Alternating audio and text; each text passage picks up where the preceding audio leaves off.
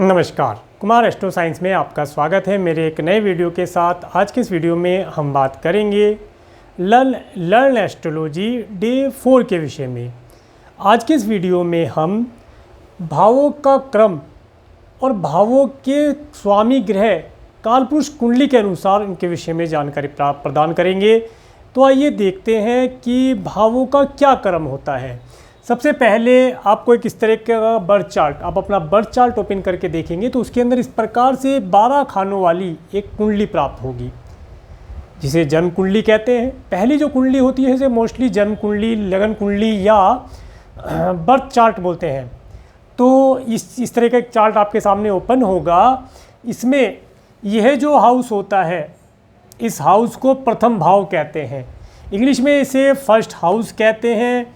इसके साथ साथ यहाँ पर जो ये हाउस है, इस हाउस को द्वितीय भाव कहते हैं और इस भाव को सेकंड हाउस कहते हैं। इसके बाद ये जो हाउस है, इस हाउस को तृतीय भाव और इस हाउस को इंग्लिश में थर्ड हाउस बोलते हैं। इसके बाद इस हाउस को चतुर्थ भाव और इंग्लिश में फोर्थ हाउस बोलते हैं। इसके बाद इस हाउस को पंचम भाव, इसे फिफ्थ हाउस बोलते हैं। इसके बाद इस हाउस को षष्ठम भाव, सिक्स हाउस बोलते हैं। इस हाउस को सेवेंथ हाउस बोलते हैं या सप्तम भाव बोलते हैं। इसके साथ साथ इस हाउस को अष्टम भाव या एट्थ हाउस बोलते हैं। इसके बाद इस हाउस को नवम भाव या नाइन्थ हाउस बोलते हैं। इसके बाद इस भाव को दशम भाव या 10th हाउस बोलते हैं। इसके साथ साथ इस हाउस को एकादश भाव, 11वां घर या 11th हाउस बोलते हैं। इसके बाद इस हाउस को द्वादश भाव, 12वां घर या 12th हाउस बोलते हैं। तो ये था क्रम। इस क्रम में हमें इनको थोड़ा सा मेमोराइज करना है कि इस तरीके से भाव होते हैं। पहला भाव यही रहेगा, दूसरा, तीसरा, चौथा, पाँचवा, छठा, सातवां, आठवां, नौवां, 10वां, 11वां, 12वां, इस तरीके से ये भावों का क्रम हो गया। इसके बाद इन भावों को, ये काल पुरुष की कुंडली के अनुसार मैं आपको बतला रहा हूँ। काल पुरुष की कुंडली के अनुसार प्रत्येक भाव का अपना एक स्वामी ग्रह होता है, प्रत्येक हाउस का अपना एक लॉर्ड होता है। तो प्रथम हाउस का प्रथम भाव का जो ग्रह है वह मंगल ग्रह कहलाएगा काल पुरुष कुंडली के अनुसार। इसके बाद द्वितीय भाव को शुक्र ग्रह, इसका स्वामी ग्रह कहलाएगा। तृतीय भाव में जो इसका ग्रह बनेगा वह बुध ग्रह, इसका स्वामी माना जाएगा। चतुर्थ भाव में चंद्रमा, इसका स्वामी ग्रह होता है। पंचम भाव में सूर्य, इसका स्वामी ग्रह होता है। इसके बाद में 6th हाउस में, छठे भाव में या षष्ठ भाव में इसका स्वामी बुध ग्रह होता है।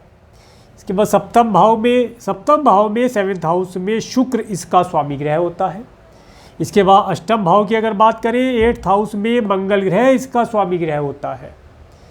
इसके बाद नवम भाव में 9th हाउस में देवगुरु बृहस्पति, इसके स्वामी ग्रह होते हैं। इसके साथ साथ 10th हाउस में शनि ग्रह, इसका स्वामी ग्रह होता है।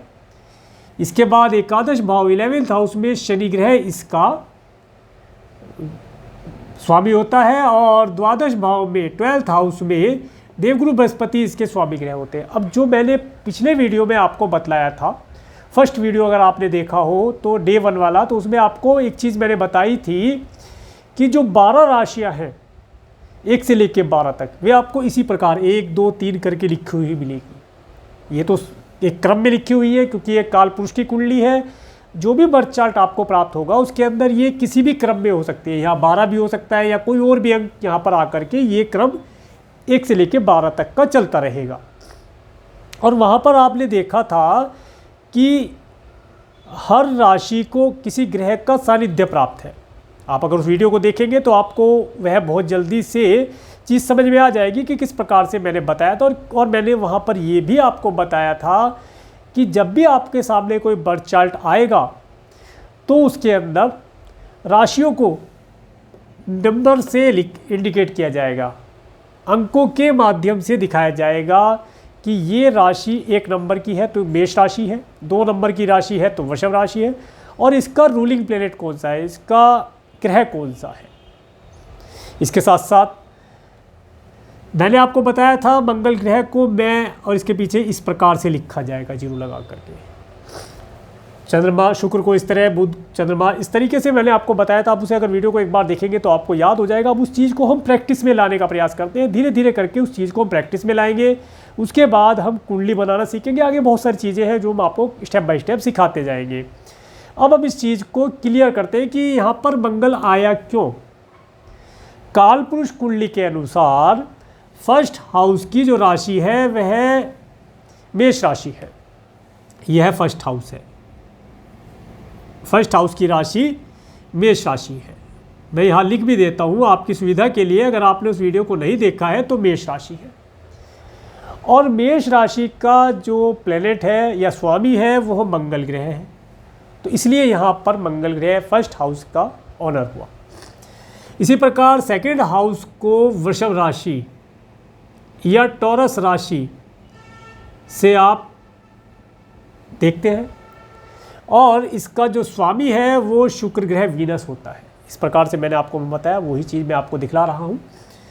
थर्ड हाउस को जो 3 नंबर की राशि है वो मिथुन राशि है। जेमिनी,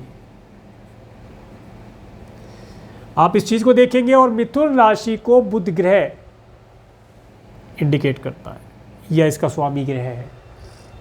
इसके बाद फोर्थ हाउस को मैंने आपको बताया था ये कर्क राशि है। 4 नंबर अगर दिखाई देगा तो वो कर्क राशि के बारे में बताएगा, और कर्क राशि का जो स्वामी ग्रह है, स्वामी है वो चंद्रमा है। ऐसे ही अगर 5 नंबर कहीं पर लिखा हुआ आपको दिखाई देगा तो वहाँ पर सिंह राशि के बारे में ये बताएगा, और सिंह राशि सूर्य की राशि है। इस चीज़ को आपने पहले देखा है वीडियो में। इसी प्रकार 6 नंबर अगर कहीं पर दिखाई देगा आपको इस तरीके से, तो ये कन्या राशि के विषय में बताएगा, और इसका स्वामी ग्रह बुध है। इसके बाद अगर आपको कहीं 7 अंक लिखा हुआ मिलता है तो वह तुला राशि के विषय में बताएगा। तुला राशि जिसका स्वामी ग्रह शुक्र है। और अगर 8 नंबर कहीं पर आपको लिखा हुआ मिलेगा तो आप उसको कहेंगे कि ये वृश्चिक राशि, स्कॉर्पियो कि ये वृश्चिक राशि है, और इसका जो स्वामी ग्रह है वो मंगल ग्रह है। इसके बाद अगर आपको 9 नंबर कहीं पर लिखा हुआ दिखाई देता है तो आप कहेंगे ये धनु राशि है, सेजिटेरियस, और इसका स्वामी ग्रह देवगुरु बृहस्पति बनता है। इसके बाद अगर हम 10 नंबर की बात करते हैं तो 10 नंबर ये आपको मकर राशि, कैप्रिकॉर्न के विषय में बताएगा, और इसका स्वामी ग्रह शनि है। इसके बाद अगर 11 अंक कहीं मिलता है तो आप देखेंगे इसे कुंभ राशि, एक्वेरियस राशि बनती है, जो कि शनि ग्रह इसका प्लेनेट है, रूलिंग प्लेनेट है। इसके बाद अगर 12 अंक मिलता है तो आप देखेंगे ये मीन राशि है, पाइसिस, जिसका रूलिंग प्लेनेट देवगुरु बृहस्पति है। अब यहाँ पर आपको मैं एक विशेष चीज़ बताना चाहूँगा। ये राशियाँ आगे पीछे हो सकती हैं, परंतु फर्स्ट हाउस का जो ओनरशिप है वो मंगल ग्रह को दी गई है, मेष राशि और मंगल ग्रह। इसी प्रकार सेकंड हाउस को जो ओनरशिप दी गई है वो शुक्र ग्रह और वृषभ राशि को दी गई है। इस प्रकार से मैंने आपको बताया। ये इनके लाल किताब के अनुसार इन्हें इनके पक्के घर भी माना जाता है, कि ये इन ग्रहों के पक्के घर हैं, या इसे इस तरह भी कह सकते हैं ये इन ग्रहों के मालिक हैं। कभी कभी हम देखते हैं कि मंगल फर्स्ट हाउस में आकर के बैठ जाता है और मेष राशि में ही आ जाता है, तो आप कहेंगे कि मंगल ग्रह अपने ही घर के अंदर अपनी ही राशि में बैठा है, तो इसका रिजल्ट क्या होगा। रिजल्ट के विषय में आगे बात करेंगे, परंतु अभी इस चीज़ को थोड़ा सा मेमोराइज करने की बात रहेगी कि किस हाउस का कौन सा प्लेनेट है और वह किस राशि का प्लेनेट है। इस चीज़ को आप थोड़ा सा मेमोराइज कर लेंगे तो चीज़ आपके आगे तक काम आएगी। इसके साथ साथ यहाँ पर मित्र, शत्रु, इस तरह की न्यूट्रल, इस तरह की चीज़ों में भी ये चीज़ काम आएगी। अगर मान लीजिए देवगुरु बृहस्पति 9th हाउस में किसी भी राशि में हो, अभी किसी राशि की बात नहीं करते, अगर राशि नहीं है केवल देवगुरु बृहस्पति की बात करते हैं, अपने ही घर में बैठ जाए तो ये बली हो जाते हैं, बलवान हो जाएंगे, स्ट्रोंग हो जाएंगे। और अगर अपनी ही राशि धनु या मीन यहाँ पर राशि हो, 9 नंबर हो या 12 नंबर हो और देवगुरु बृहस्पति यहाँ पर आए, तो अपनी राशि अपने ही घर के अंदर वे स्ट्रोंग हो जाते हैं। तो इस तरीके से इन चीज़ों का हम लाभ उठाएंगे। तो ये काल पुरुष की कुंडली है जिसे मैंने आज आपको डिस्क्राइब किया। इसे आप थोड़ा सा मेमोराइज़ करेंगे तो इजीली आपको याद हो जाएगा, और फिर आगे प्रैक्टिस में जैसे जैसे आप इसे यूज़ करेंगे वैसे वैसे आप इसका लाभ उठाते जाएंगे। तो आज के लिए इतना ही।